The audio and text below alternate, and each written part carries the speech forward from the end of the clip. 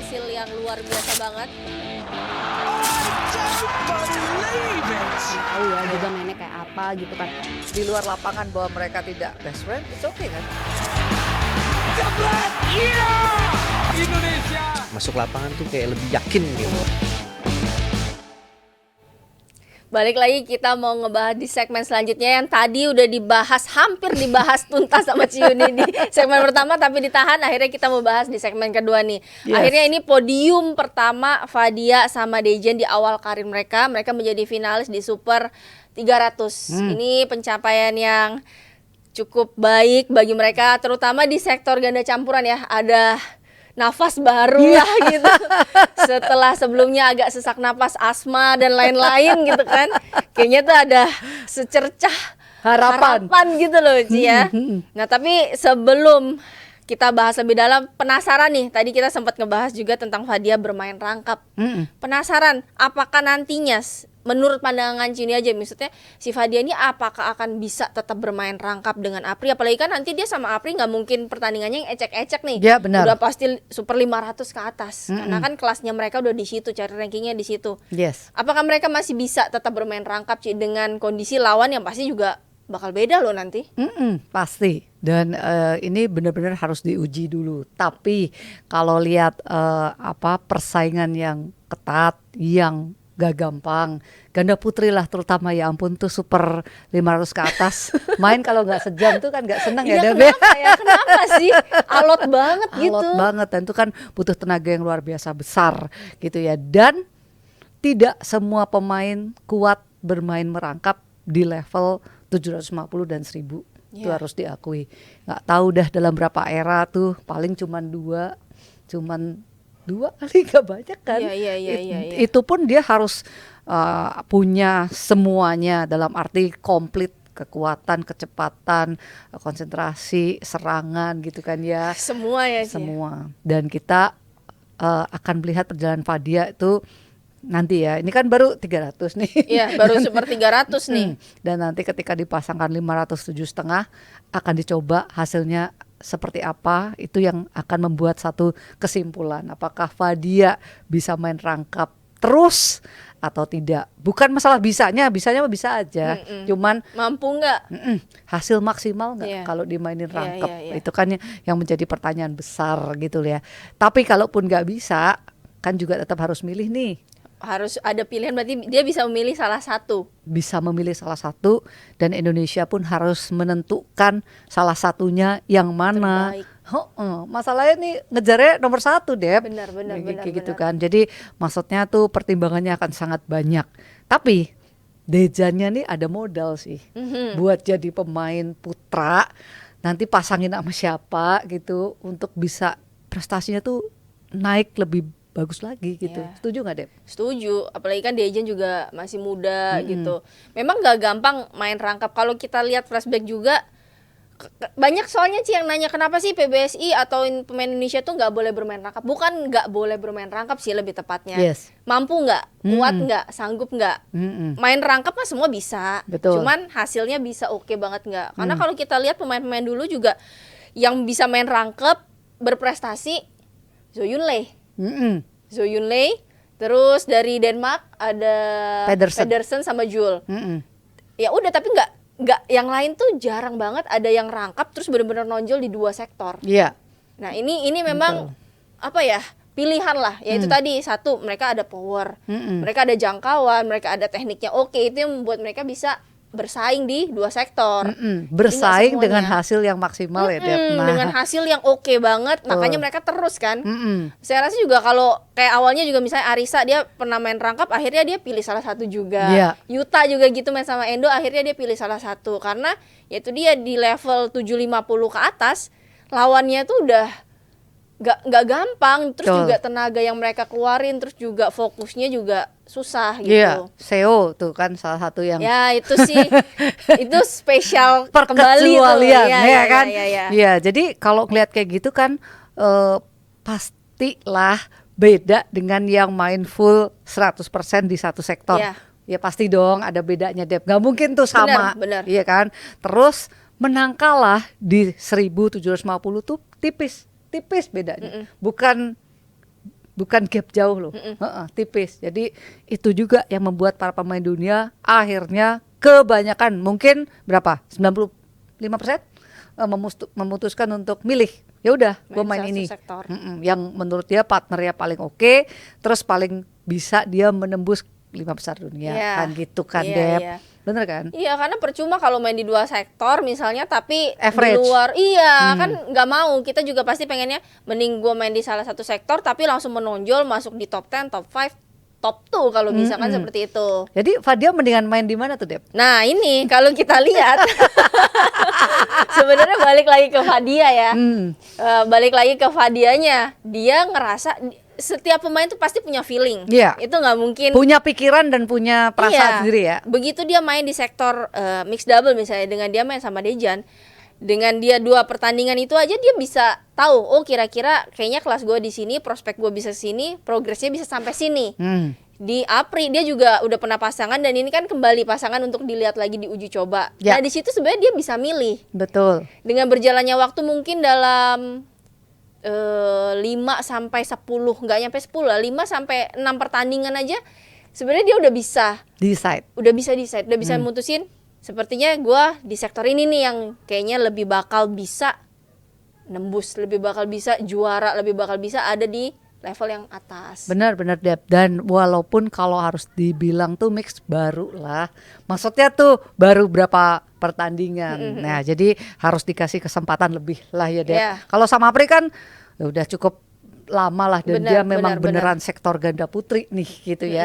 Karena sekarang tuh nggak ada lagi gengsi-gengsian, sama aja. Lu mau Benar, juara benar, ganda benar. putri sama ganda campuran tuh pokoknya merah putih. Kan gitu ya Dep. Tinggal Setuju. mana nih yang lebih bisa untuk di catch up ranking paling tinggi kan gitu ya. Nah gitu sih.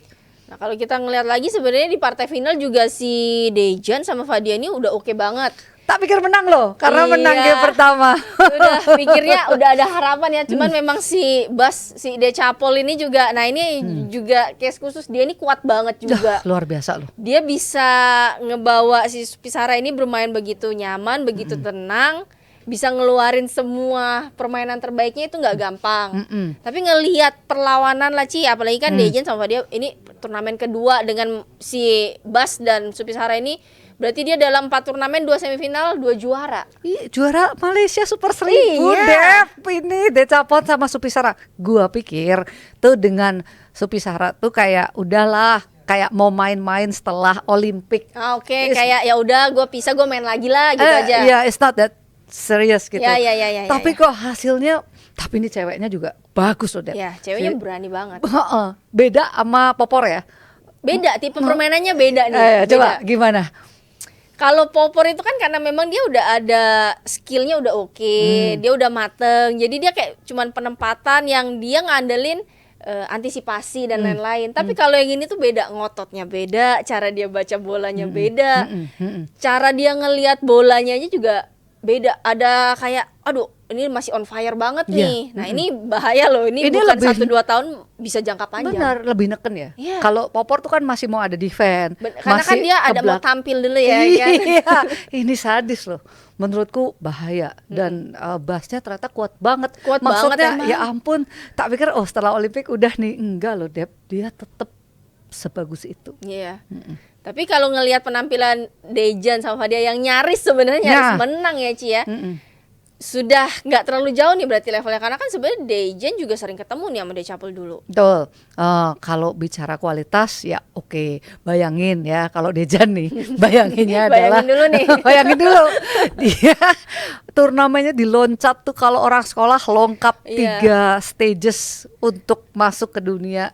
Itu aja nggak gampang Ini ya. apa kalau sekolah tuh?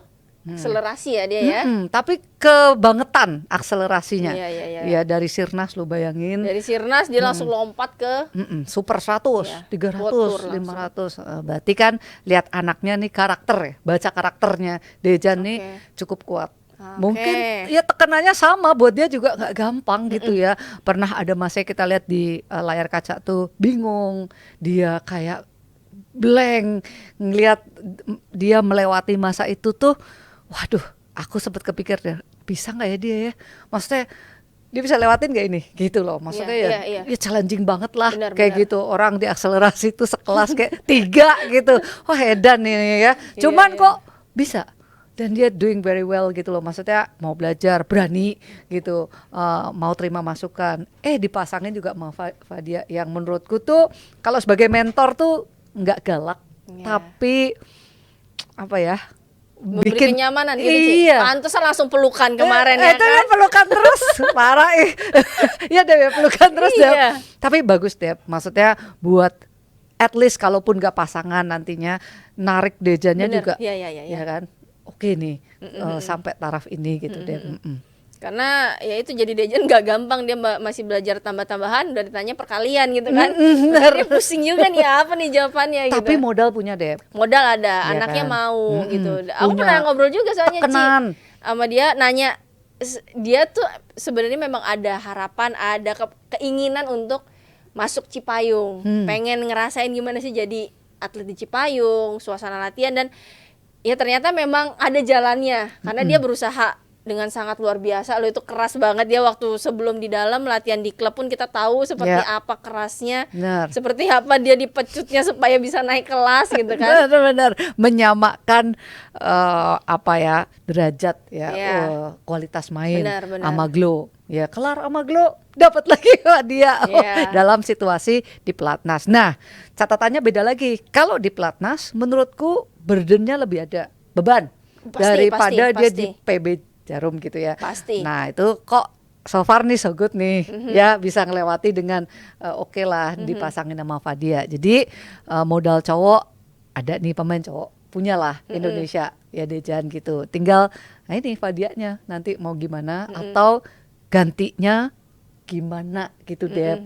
Ya kan, setahun nih pokoknya sampai 2026 udah harus settle, Iya. kan gitu ya. Benar, udah harus nentuin pasangan yang mana yang mau diprioritaskan, pasangan mana yang mau untuk jadi amunisi nantinya. Persis. Karena ya butuh waktu juga, ya sama kita masih nunggu kan nanti Fadianya akan gimana, apakah memang harus dipersiapkan dengan pasangan yang baru juga, masih dalam tahap pembicaraan juga pasti ya Cia, dan tahap proses juga.